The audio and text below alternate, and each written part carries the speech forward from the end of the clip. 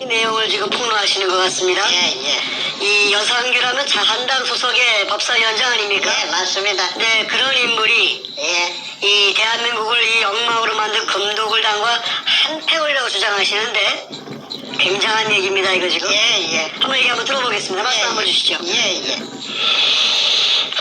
참 정말 그 미국까지 와서 이게 풀어도 끝이 없이 자꾸 나옵니다. 그만큼 이 사건이 전방위적으로 엄청남을 알 수가 있습니다. 제가 2009년 그 5월 9일 날 황당한 진영, 참으로 억울한 진영, 아무리 자다가 벌떡 일어나도 이해가 되지 않는 진영. 10년 세월을 바쳐서 금을 산더미같이 찾아내놨더니 그야말로 그 대통령이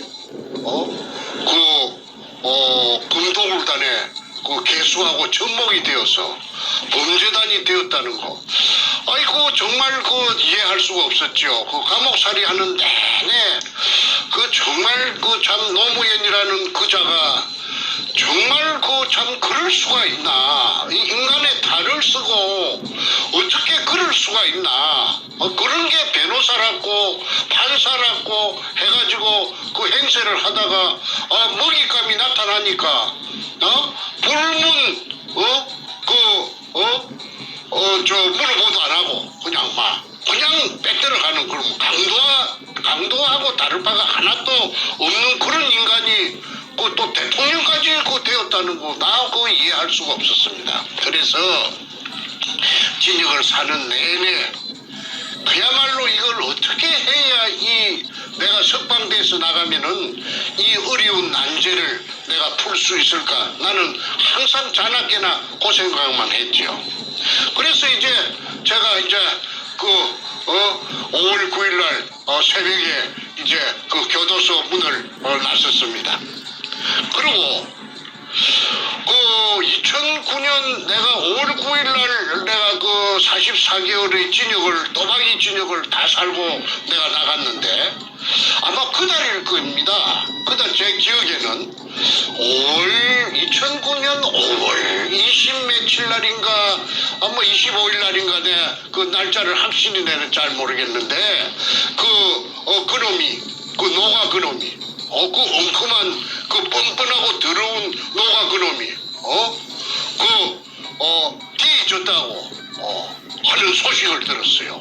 2009년 그때가 5월 20 며칠입니다. 그 천벌을 받아서 참말로 잘 뒤졌구나.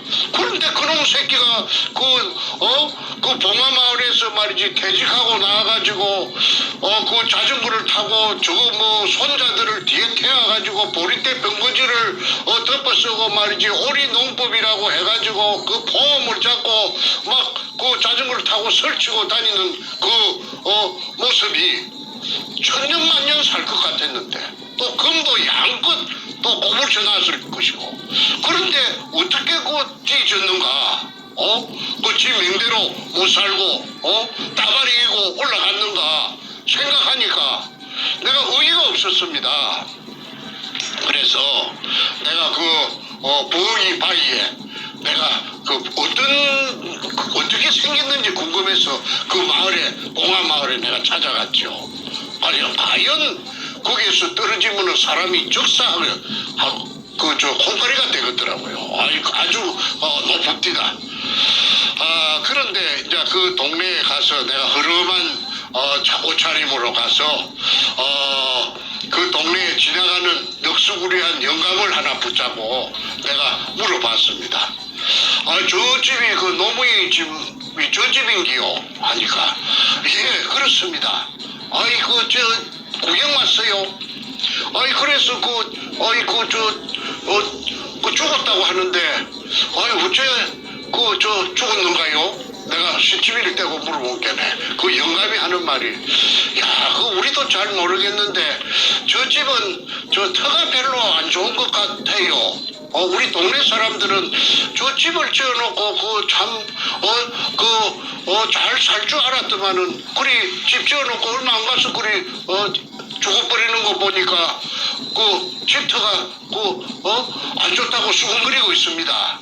그래서 집을 집이 길 쪽에서 들판 쪽에서 보면은 전체가 다 안 보이고 조금 파묻히가 있습니다. 지붕 쪽만 나타나고 있습니다. 그래서 저 집은 그리 잘 지었는가요? 여물기 아주 멋지게 잘 지었겠지요 하니까, 아이고 그 집은요 참 이상하게 지었어요.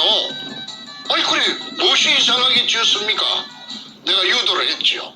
그러니까 지하실 공사하는 데만, 지하실 공사, 그 사람들이 입에서 나오는 말이 지하실 공사하는 데만 2년이 걸렸다는 것입니다.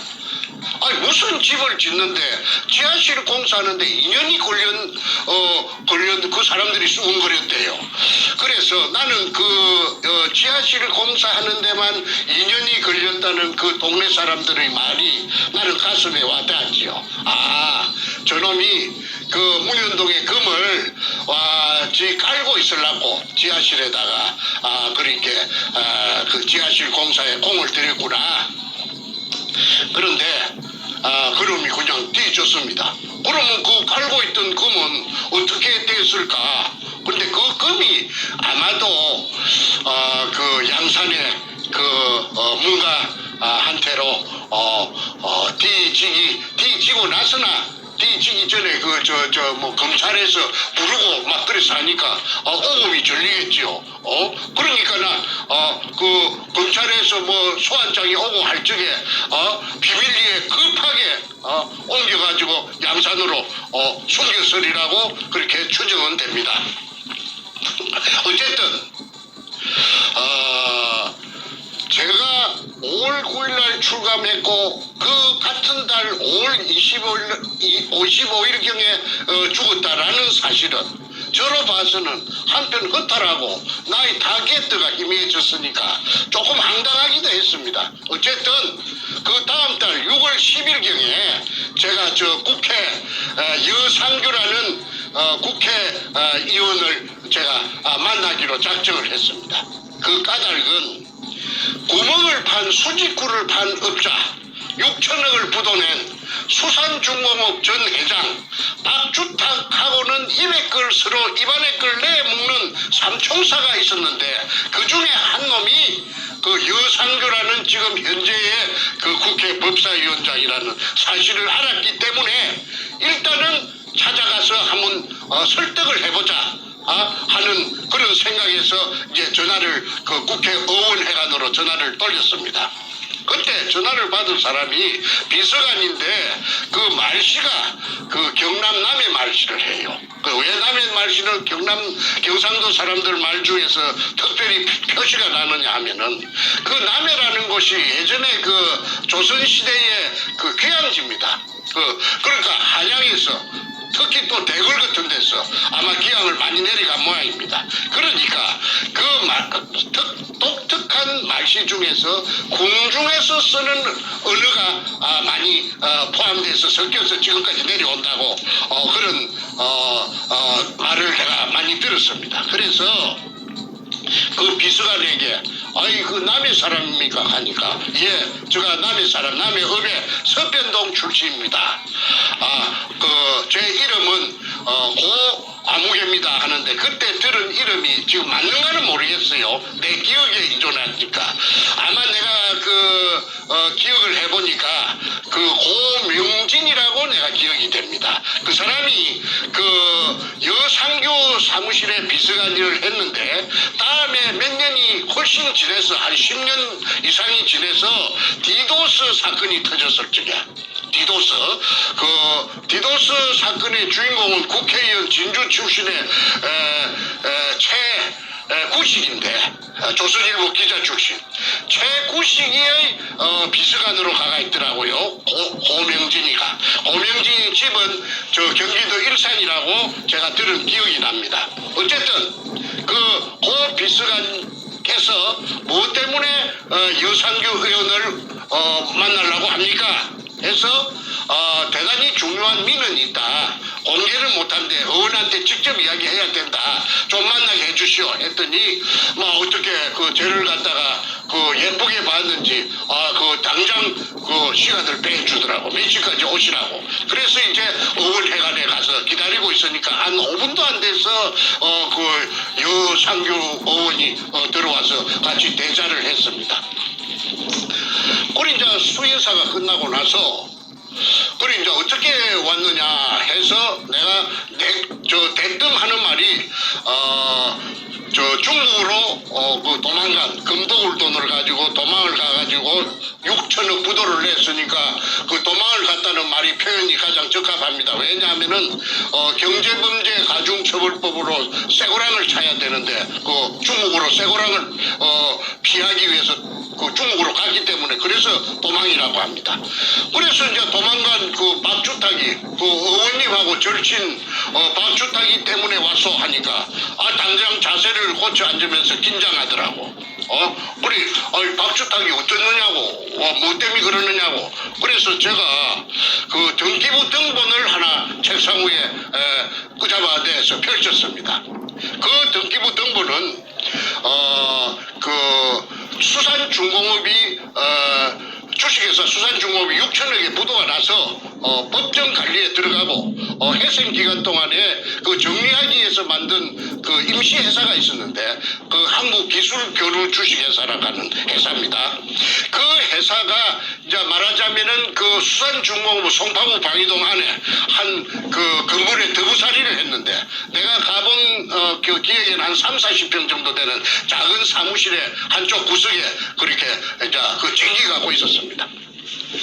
그 한국기술교류 주식회사의 등기부 등본을 펼쳤는데 거기에 대표이사는 박주탁이고 중국으로 도망간 박주탁이고 그 다음에 거기에 감사가 누가 돼가 있느냐 하면은 아까 말한 여상규가 감사가 돼가 있어요. 직계가 있어요. 그러니까 그게 없었으면은 제가 여상규를 찾아가봤자 할 말이 없습니다. 아무 근거도 없이. 그런데 내하고 계약한 갑을간의 수직구 공사를 계약을 한 내가 갑이고 박주탁 한국기술교류 주식회사 대표이사 박주탁의 법인의 감사로 있는 그 국회의원 여상규에게 내가 하소연을 한 것입니다. 그 한국기술 대표이사 박주탁이가 구멍 파놓고 도굴단과 한 패거리가 돼가지고 그 도굴단으로부터서 금돈을 챙겨가지고 중국으로 도망을 갔는데 거기에 대해서 이야기를 하러 와서 하니까 아까 긴장을 했다고 했습니다. 그래서 내가 오늘 그 여상규 의원을 찾아온 것은 여상규 의원께서도 이 문현동의 금도굴하고는 무관하지 않고 관련이 있기 때문에 내가 오늘 여기 왔습니다.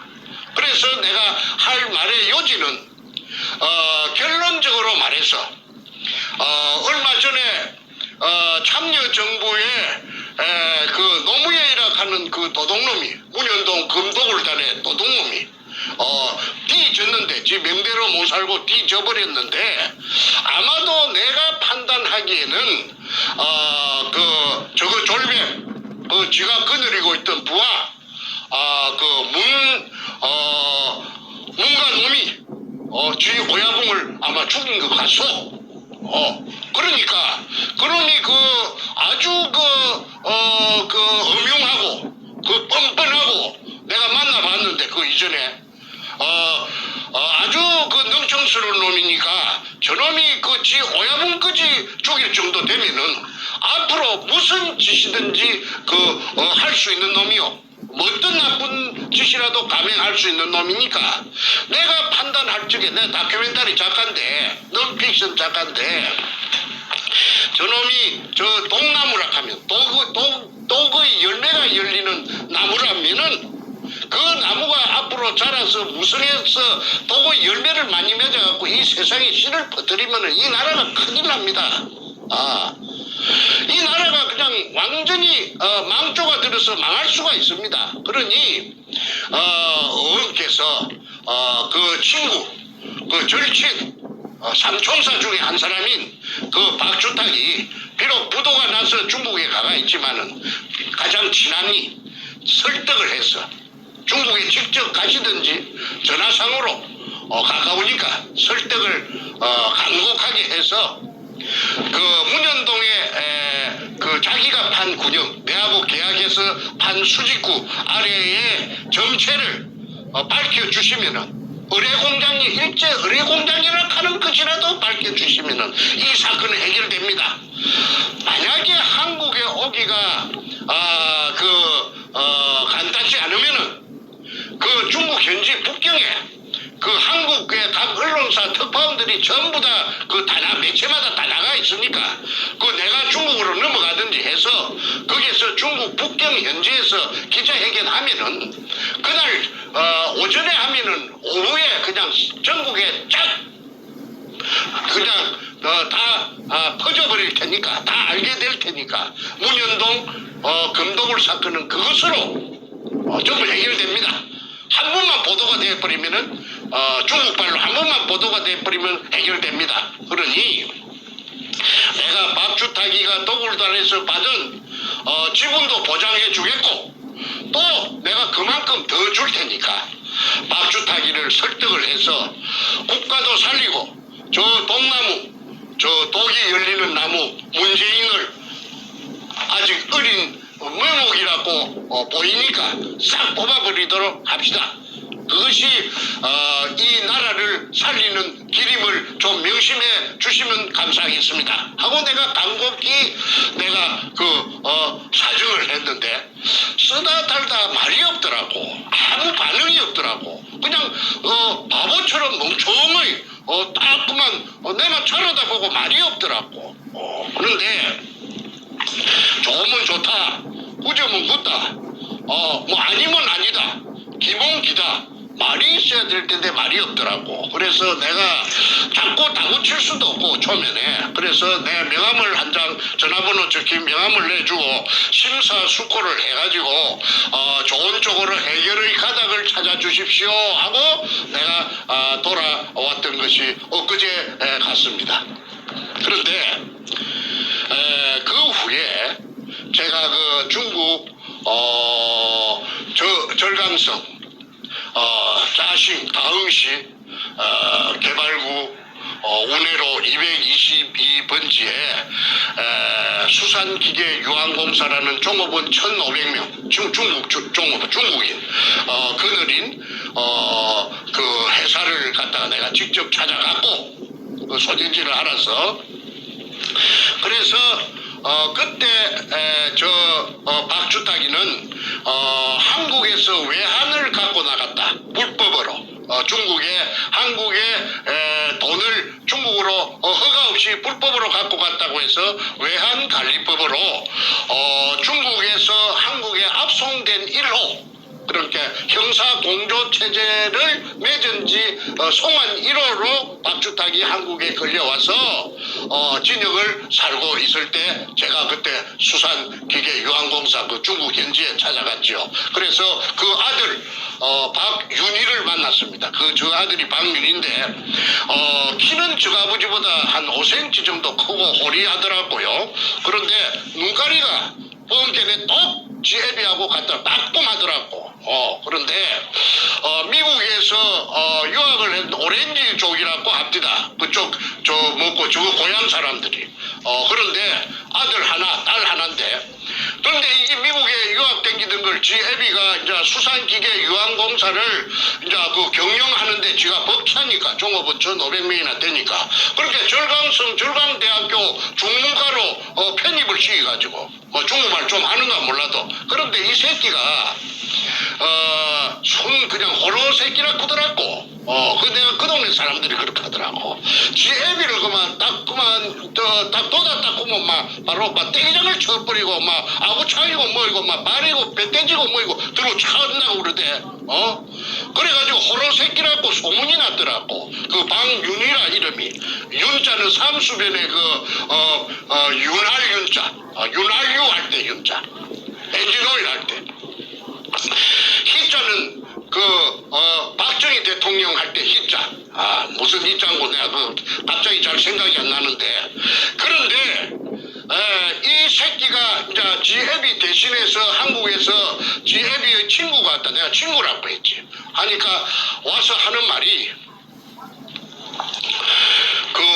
너가 아버지를 네가 아들이니까 아들 하나니까 행무소에 서울구치소에 편지를 하든지 영상 면회를 하든지 네가 찾아가서 이 대단히 중요한 사실이다. 거기에서 검도굴단하고 야합했다는 그 근거 서류가 내가 다 있으니까 나중에 폐가망신하지 말고 네가 너 아버지를 설득해서 조금 자수할 수 있도록 해라. 내가 박윤희한테 하니까 박윤희가 하는 말이 우리 아버지는요 선생님이 내를 보고 정충재를 보고 선생님이 전혀 물에 포화된 물새에 차인 굴속을 모른다고 하대요.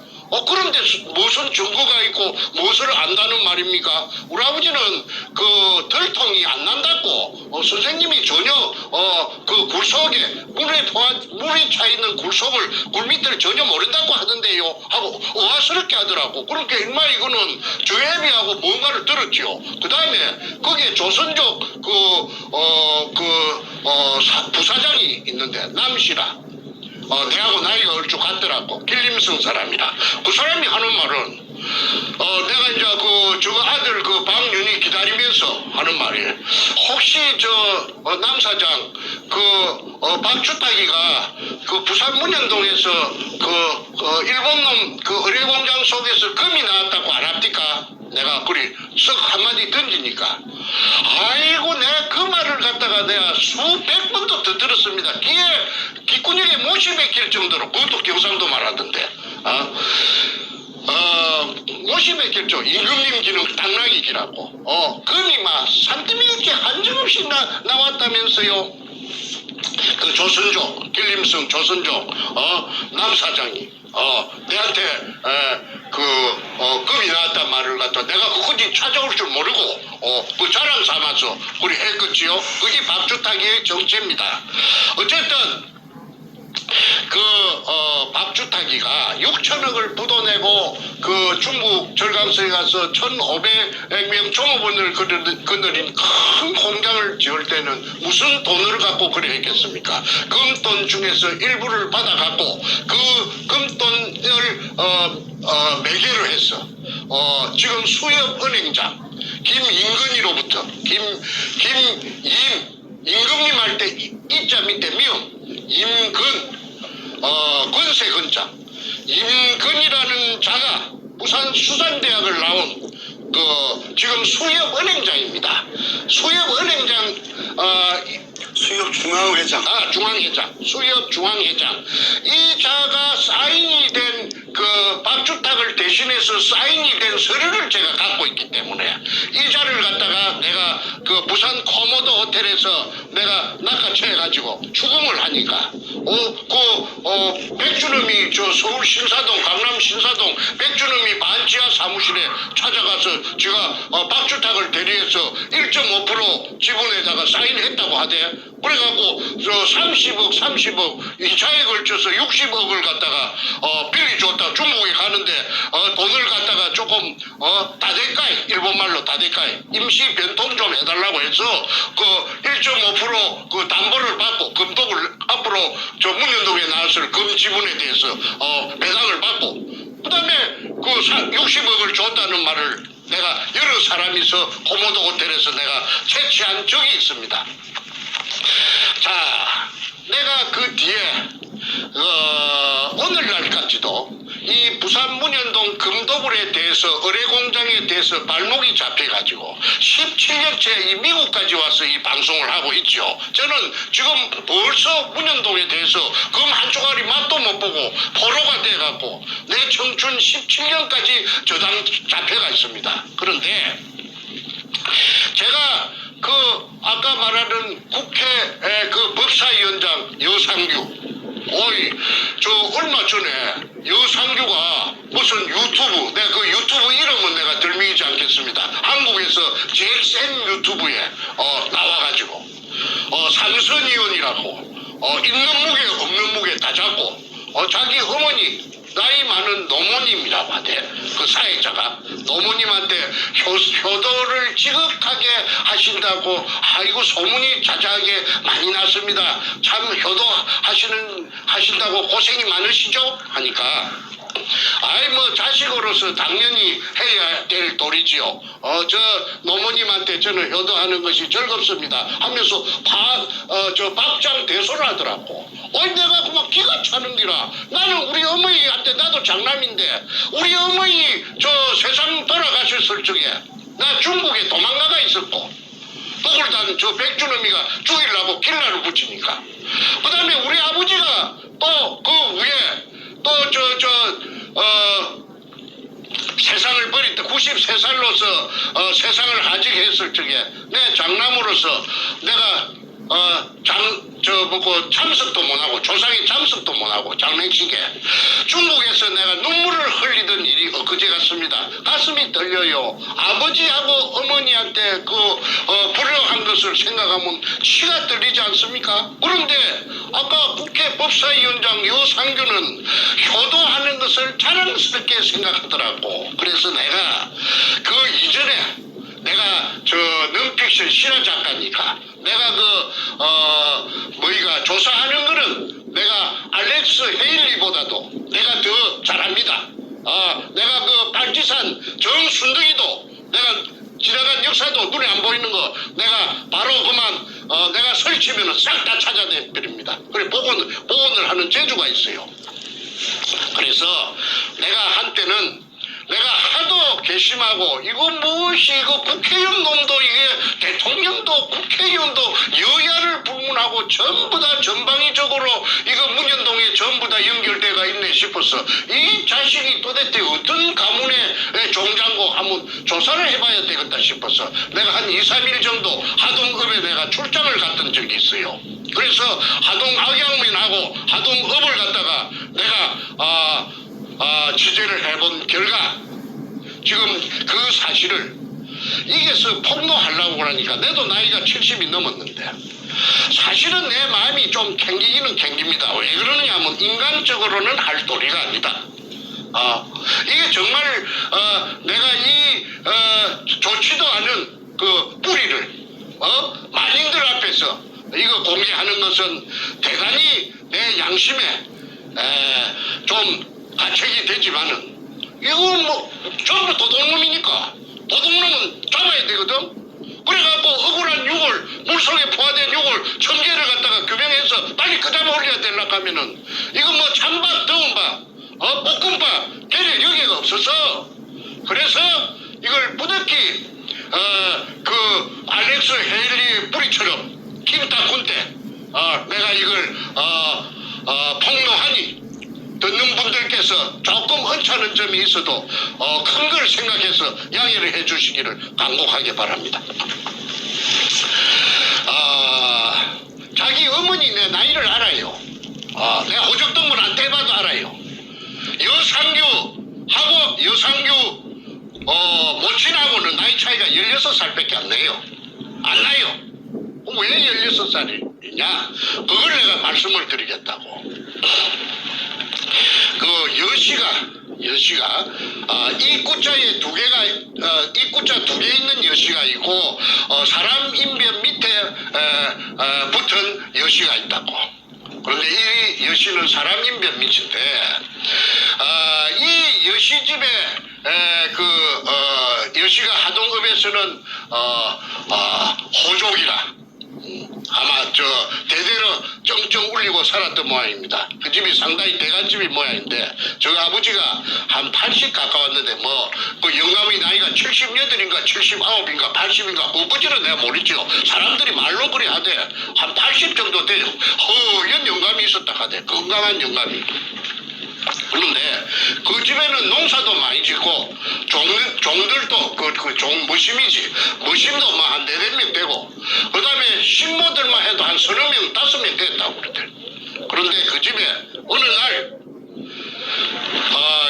15 정도 되는 아주 작은 계집아이가 식모로 들어온 거라. 그게 신참이라 신참. 그러면 제일 굳은 일이 뭐냐 하면은 식모 중에서는 불로 떼는 기라. 그 아궁이에 삽정이라든지 이런 걸 떼가지고 밥을 할 때에 불로 떼는 그게 불목한이라고 하는데 그게 이제 담당 맡은 소임이라. 그런데 근데 15살 정도 되니까 이제 해택에 이제 저지 이제 생길동 말동 몽우리가 볼록하고 조금 엉덩이도 여자 태가 나고 그랬겠지. 그런데 여러분도 아시겠지만은 옛날 대갓집 마님들이 영감들이 해춘을 하려고 그 나이가 많은 사람도 젊은 그 어린 여자들을 갖다가 할딱 뺏기 갖고 품고 잔다 하대. 그래가지고 여자의 그 길을 받으려고 섹스가 목적인가는 나는 그거는 모르겠고 내가 안 해봤으니까.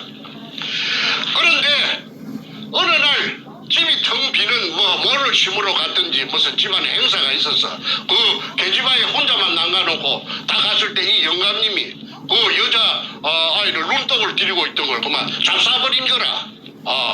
그러고 나서는 그만 차츰 배가 불러오는 거라. 그러니까 영감님이 눈도 있고 자꾸 배가 불러오니까 이 큰일 났는 거라. 창피하기도 창피하고 해서 그 집에 집사를 불러가고 너는 그 악양면에 들이 느리거든. 악양하고 무슨 연고가 있었던 모양이다. 악양들에 돈이 20마지 장만하고 그 다음에 초가 상간을 어디다가 악양 어디다가 짓든지 헌집을 보수를 했든지 어쩌든지 장만해서 상간집을 장만해서 아무도 몰래 그거 가서 살 수 있도록 하여라. 그래가지고 그거 가서 순산을 한 것이 그게 유상규락하대. 그게 요새 내하고 나이가 같아요. 그래서 이제 거기서 이제 홀 어머니 아들 하나 모자가 그 엎드려 살았겠지. 그러면 성장 과정 내내 안 봐도 아는 거라. 왜? 큰 집에 나이가 많은 호랑이 같은 형들이 있는 거라. 그럼 그 아들한테는 호랑이 같은 형들한테는 그 혹끝이 달린 서출은 보면은 그만 목구멍에 가시라. 뭐가 좋아하겠어? 그러니까 있는 둥 없는 둥 순중에서 성장을 했는데 이게 공부를 잘했다 하더라고. 그래 하동중학교를 갔다가 수석으로 졸업해갖고 그래갖고 부산의 경남고등학교로 진출했는데 악양중학교. 악양중학교에서는 그 하동중학교는 군에 있는 거고 악양중학교는 면에 있는 건데 근데 그 하동읍에 있는데 간 게 아니고 그 이제 악양중학교 면 소재지. 거기서 이제 경남고등학교 갔다 오고 그러면은 그거는 그만 대단한 거지. 그거는 재수를 해서 갔는가 그까지는 내가 조사를 안 해봤는데 일단은 경고 가서 48년생인데 근데 아까 남해 창선 수산리 옆에 부윤리라고 있는데 부자 부자에다가 아까 윤택할 윤자 부윤리 출신의 박주탁이 그 구멍판 업자 수산중공업 전 회장 그거하고 만났고 그거는 49년생이라 중국에 그 도망간 놈 그놈 서울상대 나왔다 그놈 그 도둑놈 그 도굴단의 고문 그 얘기를 잠깐 좀 쉬시면서 한참 말씀하셨으니까 학교 얘기를 하나 좀 더 특이한 게 하나 있어 말씀드리고 싶어요. 경남고등학교를 68년도 졸업했는데 9년 뒤 77년도에 서울대학교 법학과를 수석으로 졸업합니다. 거기도 좋고 공부도 잘하고 그런 사람으로 지금 파악되는데 심지어 그 서울부터 수석 졸업한 것 때문에 졸업한 77년도에 국무총리 표창까지 받은 대한민국 소위 알아주는 수제 부대인 엘리트인데 몇 년에 하나 나올동 말동한 수제. 네, 자, 그래서 제가 질문이 하나 있습니다. 쭉 이렇게 듣고 있었는데, 우리 정선생께서 이제 굳이 그 여상규라는 이 인물의 그 모친 얘기와 서출 출신의 그 얘기를 이 스토리에다 하신 이유가 있으실 것 같아요. 그 얘기가 우리 금도구 사건에 어떻게 연관되는지 그걸 좀 듣고 싶습니다. 아까 내가 말했는데 내는 서출이 아닌데 나는 오형제 중에 장남인데도 불구하고 나는 우리 어머니 저 평생에 내가 어머니한테 돈도 내가 한번 조금 많은 돈을 들여본 적도 없고 또 그 좋은 음식을 갖다가 우리 엄마 상당히 그 멋쟁인데 대접한 적도 없어. 지금 생각해도 그 아랫도리가 후두루루 떨리면서 눈물이 납니다. 그런데 나는 금독을 찾아놓고 그 아까 말한 대로 어머니한테 용돈하라고 코에 끈 지폐 몇 문건도 전해 주지도 못하고 밥도 한 끼 못 그거 해주는 효도를 못했는데 이제는 국회의원이라고 하고 판사하고 서울법대 좋은데 좋은 거는 다 쟁기면서 맛있는 거 다 먹고 저 애미한테 지금 86살 87대는 애미한테 호강을 한다니까 내가 질투가 나요? 쌤이 나요? 한번 못 해봤어. 해보고 싶어요. 그런데 나의 행복을 그자들이 다 뺏들어갔잖아. 내가 충분히 그래 할 수가 있었단 말이야. 나도 왜 그리 못해? 나도 우리 어머니한테 행복하게 자식 키운 보람을 안겨드려야 마땅한데도 불구하고 맨날 쫓기댕기고 어머니 돌아가셨을 적에 임종도 못하고 아버지도 마찬가지고 이게 무슨 꼬라지가 이런 꼬라지가 있느냐 이 말이야. 세상에 이런 꼬라지가 있느냐 이 말이야. 국회의원 하면서 저 애미가 16살 때 너무 집에 식모살이로 와가지고 영감의 은총을 받아서 했으면은 그런 자가 머리 좋아서 좋은 학교 나와가지고 사법고시에 파스해서 서울법대를 나오고 판사가 됐으면은 대한민국에 대해서 은혜를 느껴야 될 거 아니냐 말이야. 국가에 대해서 고마운 대한민국 없어져 버리면은 그런 자는 아마 이 대한민국을 탈출할 것이라고 저는 봅니다. 그래서 내가 결심한 거는 그 국가에 대해서 혜택을 많이 본 이상 불을 써서 미안한데 노블리즈 오블리즈라 하나 그 보답을 해야 될 텐데 애국은 못할지언정 그런데도 불구하고 공과 사를 구분 못하고 자기 친구 저끼리 우리가 남이가 다 도둑질 판사라는 게 사법 정의를 구현해야 될 율사가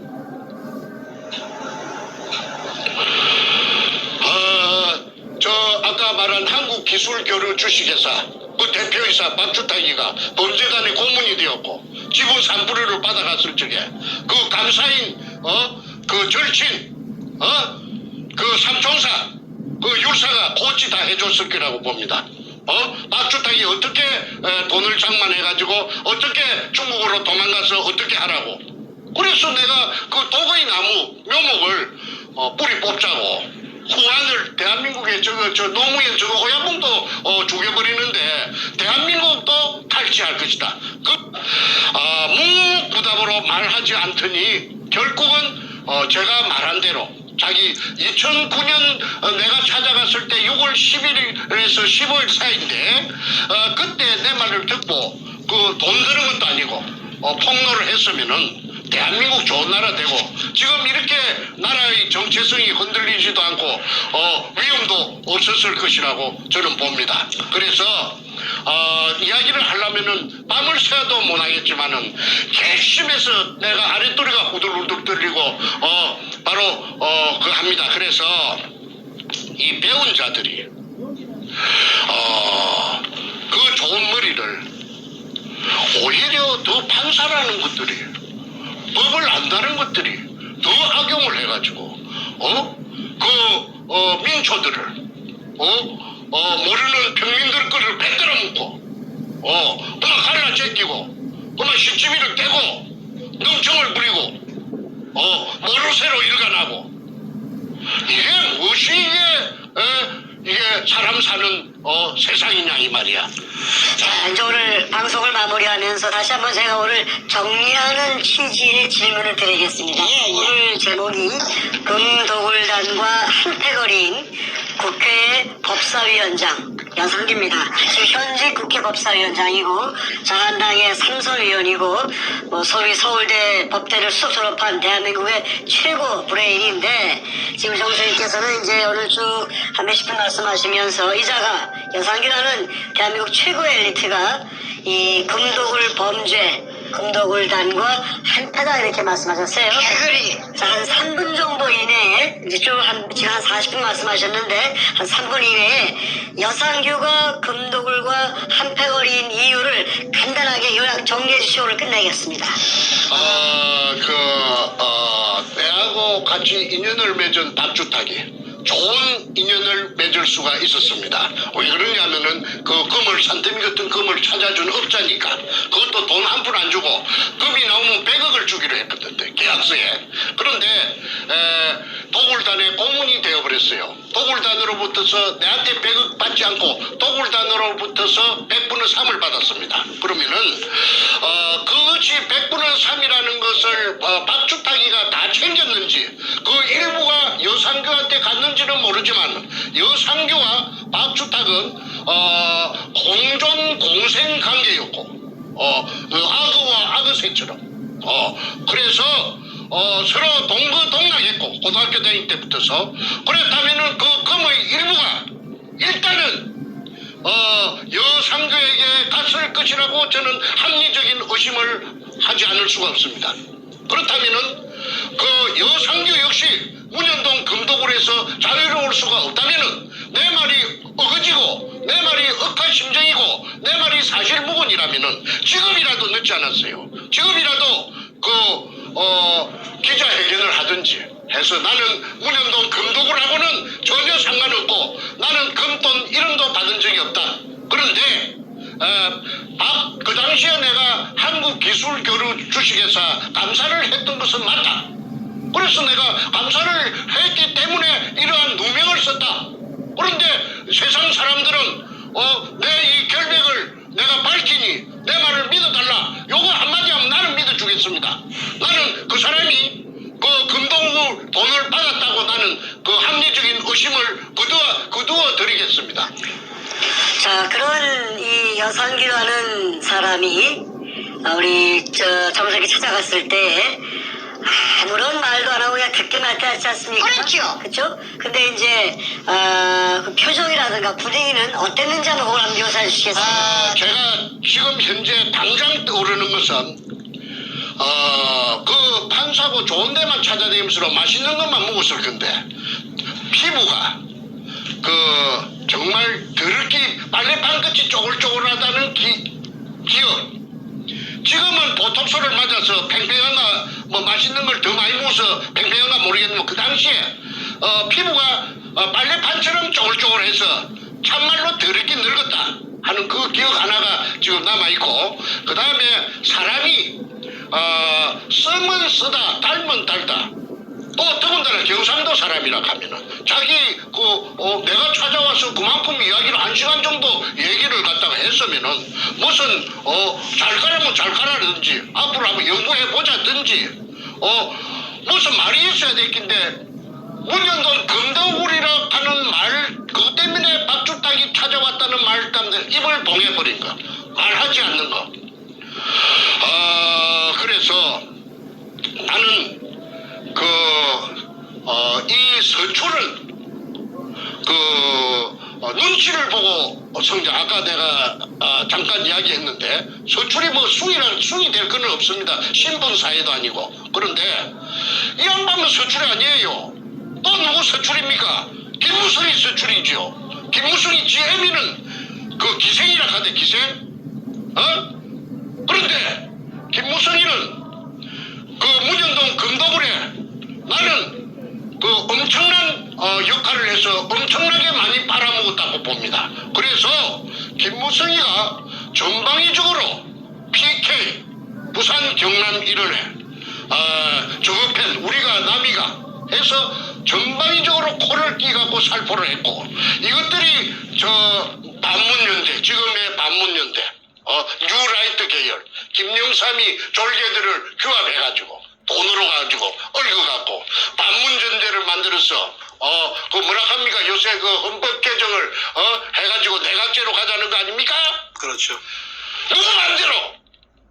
그러면 저 억울하게 팽당한 내다마이 당한 그 박근혜 대통령은 어찌 되고? 박근혜 대통령이요. 청와대로 복귀하지 않으면 이 나라는 개판돼 버려요. 왜 그러냐면 내나 그 문현동에 금을 갈라먹은 요 뉴라이트 패거리들, 김영삼이 졸개들, 우리가 남이가 해가지고 물밑에서 전부 눈을 쨍긋쨍긋하면서 말이야. 신호를 보내면서 다 갈라쳐먹은 거. 이게 뽀록나면 다 죽기 때문에. 그래서 문가를 옹호하는 거야. 문가 저놈이 그자마 내려친다고 해서 뉴라이트 계열이 들어가면 내나 그 밥에 그 나물이라. 그러면 이 나라는 국민들만 불쌍하고 국민들은 그 속아서 그것들이 저 우파를 가정한 가짜 태극기인 줄 그걸 알 수가 있나요? 국민들은 어떻게 속속 깊이 아나요? 그래서 제가 이 이야기를 하려면은 끝이 없기 때문에 말 몇 마디 하고 요약하고 내가 오늘 방송은 마치기로 하겠습니다. 1시간 넘어가니까 그 사람들이 보기가 지루해하기 때문에 간략하게 마치는 것이 옳을상 싶어요. 그런데 이 문현동 금도구를 해결하지 않고서는 해결하지 않으면은 아까 말한 그 더러운 뉴라이트 패거리들 반문연대를 주장하는 그 보수 우파로 가장한 가짜 태극기 이것들이 또 설쳐가지고 이 나라를 갖다가 또 수렁으로 끌고 갑니다. 왜 내는 정치인이 정치 지망생도 아니고 정치 뭐 그거 한 번도 생각 안 해봤어. 내 정치 시기조도 안 합니다. 그런데 이제는 하도 이 문현동에 휩쓸리 가지고 그 하다 보니까 정치에 대해서 통달을 할 정도 돼버렸어요. 이제는 딱 보면 착 보면 척 알아요. 그래서 대한민국은 제 자리를 찾아가야 됩니다. 그러면은 아까 박근혜 대통령께서 그 문가 저놈한테 도둑놈한테 금도둑놈한테 저 오야붕 죽인 금도둑놈한테 대통령 나라를 찬탈당했기 때문에 그 감옥살이 지금 2년 넘어가죠. 그 청와대로 복귀해서 그 다음에 남은 자녀 임기를 채울 동안에 이 나라를 제자리를 전부 뒤바뀐 것을 찾아 엮고 그 다음에 옳은 인물들을 찾아갖고 국가혁명 비상 대책위원회라 할까 혁명위원회 수습위원회 이런 걸 만들어 가지고 그 불이 타지고 산불이 나고 나면 산이 다 타가 죄만 남지 않습니까? 그래도 봄이 되면은 왕대가 죽순이 올라와요. 그러면 지금 판은 엎어버려야 됩니다. 판을 새로 짜야 되지요. 썩은 놈들을 갖다가 또 해쳐먹도록 놔줘요? 전부 감옥으로 보내야지요? 썩은 패거리들을 갖다가 또 저 할개치도록 또 나라를 말아먹도록 백성들이야 죽든 말든 이속만 채우는 그런 정치인은 지금 필요하지 않습니다. 정리해야 됩니다. 그래서 새 판을 짜야 되고 새 판을 짜기 위해서 박근혜 대통령만큼 새 판을 정직하게 짤 분이 없다는 거. 그거는 내가 박근혜 대통령 친박이 돼서가 아니고 나는 그런 거 필요 없어요. 나는 이 나라를 진심으로 사랑하고 문현동을 진심으로 진실을 드러내기 위해서는 정리정돈을 하기 위해서는 박근혜 대통령의 복귀만이 정답이다. 오늘 방송은 제가 할 말은 이것으로서 줄이겠습니다. 조선민주주의 인민공화국 수령이라고 하는 김정일이라고 하는 놈이 결제 책상에서 무언가 결제를 하고 있고 그 옆에 그가 임명한 인민민주주의 3.0 간첩 총독 문재인과 부동자석으로 서 있는 모습입니다.